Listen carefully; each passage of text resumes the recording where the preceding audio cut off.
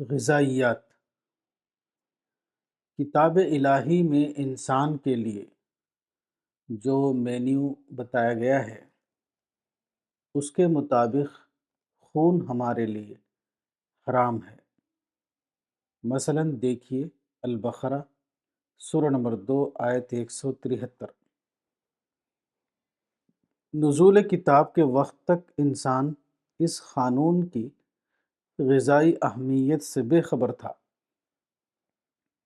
لیکن بات کو جب سائنسی طور پر خون کے اجزاء کی تحلیل کی گئی تو معلوم ہوا کہ یہ قانون نہایت اہم مصلحت پر مبنی تھا۔ سائنسی تجزیے نے اس کو رد نہیں کیا بلکہ اس کی معنویت ہم پر واضح کی۔ یہ تجزیہ بتاتا ہے کہ خون میں کثرت سے یورک ایسڈ موجود ہے، جو ایک تیزابی مادہ ہونے کی وجہ سے خطرناک زہریلی تاثیر اپنے اندر رکھتا ہے، اور غذا کے طور پر اس کا استعمال سخت مضر ہے۔ ذبیحہ کا مخصوص طریقہ جو اسلام میں بتایا گیا ہے اس کی مصلحت بھی یہی ہے۔ اسلامی اصطلاح میں ذبیحے سے مراد جانور کو خدا کے نام پر ایسے طریقے سے ذبح کرنا ہے جس سے اس کے جسم کا سارا خون نکل جائے، اور یہ اسی طرح ممکن ہے کہ جانور کی صرف شہرک کو کاٹا جائے لیکن گردن کی رگوں کو قائم رکھا جائے تاکہ مذبوحہ کے دل اور دماغ کے درمیان موت کا تعلق قائم رہے، اور جانور کی موت کا باعث صرف اخراج خون ہو، نہ کہ کسی اعضائے رئیسہ یعنی وائٹل آرگن پر صدمہ یعنی انجری کا پہنچنا۔ کیونکہ کسی اعضائے رئیسہ مثلاً دماغ، دل یا جگر کے صدمہ رسیدہ ہونے سے فوراً موت آ جاتی ہے، لیکن ایسی صورت میں خون جسم کے اندر ہی جم جاتا ہے۔ اس طرح جمے ہوئے خون کے ساتھ سارا گوشت یورک ایسڈ کی وجہ سے آلودہ یعنی پولوٹڈ ہو جاتا ہے۔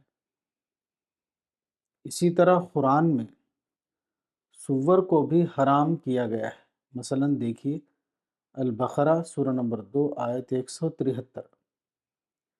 زمانے قدیم میں انسان کو اس کے بارے میں کچھ زیادہ معلوم نہ تھا، مگر جدید طبی تحقیقات نے بتایا ہے کہ اس کے اندر بہت سے نقصانات ہیں۔ مثلاً مذکورہ بالا یورک ایسڈ جو ایک زہریلا مادہ ہے اور ہر جاندار کے خون میں موجود رہتا ہے، وہ اور جانداروں کے جسم سے تو خارج ہو جاتا ہے مگر سور کے اندر سے خارج نہیں ہوتا۔ گردے جو ہر انسانی جسم میں ہوتے ہیں وہ اس زہریلے مادے کو پیشاب کے ذریعے خارج کرتے رہتے ہیں۔ انسانی جسم اس مادے کو 90% خارج کر دیتے ہیں، مگر سور کے جسم کے عضلات کی ساخت یعنی بائیو کیمسٹری کچھ اس قسم کی واقع ہوئی ہے کہ اس کے خون کا یورک ایسڈ صرف 2% ہی خارج ہو پاتا ہے اور بقیہ حصہ اس کے جسم کا جز بنتا رہتا ہے۔ چنانچہ سور خود بھی جوڑوں کے درد میں مبتلا رہتا ہے اور اس کا گوشت کھانے والے بھی وجع المفاصل یعنی رومٹزم جیسی بیماریوں میں مبتلا ہو جاتے ہیں۔ اس طرح کی مثالیں کثرت سے قرآن و حدیث میں موجود ہیں، اور یہ مثالیں اس بات کا قطعی ثبوت ہیں کہ یہ غیر انسانی ذہن سے نکلا ہوا کلام ہے۔ بات کی معلومات نے حیرت انگیز طور پر قرآن کی اس پیشن گوئی کی تصدیق کی ہے جس کو ہم اوپر نقل کر چکے ہیں، یعنی ان قریب ہم آفاق و انفس میں اپنی نشانیاں دکھائیں گے یہاں تک کہ ظاہر ہو جائے گا کہ یہ حق ہے۔ فصلت سورہ نمبر 41 آیت 53۔ اس باب کو میں ایک واقعے پر ختم کروں گا جس کے راوی علامہ عنایت اللہ مشرقی ہے، اور اس واقعے کا تعلق انگلستان سے ہے۔ 1909 کا ذکر ہے۔ اتوار کا دن تھا اور زور کی بارش ہو رہی تھی۔ میں کسی کام سے باہر نکلا تو جامعہ کیمبرج کے مشہور ماہر فلکیات سر جیمز جینس پر نظر پڑی، جو بغل میں انجیل دبائے چرچ کی طرف جا رہے تھے۔ میں نے قریب ہو کر سلام کیا۔ انہوں نے کوئی جواب نہ دیا۔ دوبارہ سلام کیا تو وہ متوجہ ہوئے اور کہنے لگے، تم کیا چاہتے ہو؟ میں نے کہا، دو باتیں۔ اول یہ کہ زور سے بارش ہو رہی ہے اور آپ نے چھاتا بغل میں داب رکھا ہے۔ سر جیمز اپنی بدحواسی پر مسکرائے اور چھاتا کھول لیا۔ دوم یہ کہ آپ جیسا شہر آفاق آدمی گرجا گھر میں عبادت کے لیے جا رہا ہے، یہ کیا؟ میرے اس سوال پر پروفیسر جیمز لمحہ بھر کے لیے رک گئے اور پھر میری طرف متوجہ ہو کر فرمایا، آج شام کو چائے میرے ساتھ پیو۔ چنانچہ شام کو میں ان کی رہائش گاہ پہنچا۔ ٹھیک 4 بجے لیڈی جیمز باہر آ کر کہنے لگی، سر جیمز تمہارے منتظر ہیں۔ اندر گیا تو ایک چھوٹی سی میز پر چائے لگی ہوئی تھی۔ پروفیسر صاحب تصورات میں کھوئے ہوئے تھے۔ کہنے لگے، تمہارا سوال کیا تھا؟ اور میرے جواب کا انتظار کیے بغیر اجرام آسمانی کی تخلیق، ان کے حیرت انگیز نظام، بے انتہا پہنائیوں اور فاصلوں، ان کی پیچیدہ راہوں اور مداروں، نیز باہمی کشش اور طوفان ہائے نور پر وہ ایمان افروز تفصیلات پیش کی کہ میرا دل اللہ کی اس داستان کبریا و جبروت پر دہلنے لگا۔ اور ان کی اپنی کیفیت یہ تھی، سر کے بال سیدھے اٹھے ہوئے تھے۔ آنکھوں سے حیرت و خشیت کی دو گونا کیفیتیں عیاں تھیں۔ اللہ کی حکمت و دانش کی ہیبت سے ان کے ہاتھ قدرے کانپ رہے تھے اور آواز لرز رہی تھی۔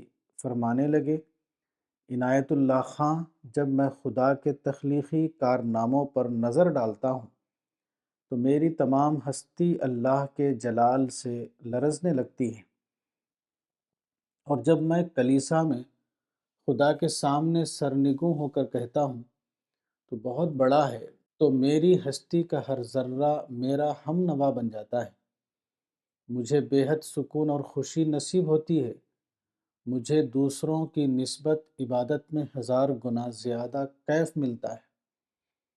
کہو عنایت اللہ خاں، تمہاری سمجھ میں آیا کہ میں گرجے کیوں جاتا ہوں؟ علامہ مشرقی کہتے ہیں کہ پروفیسر جیمز کی اس تقریر نے میرے دماغ میں عجیب کوحرام پیدا کر دیا۔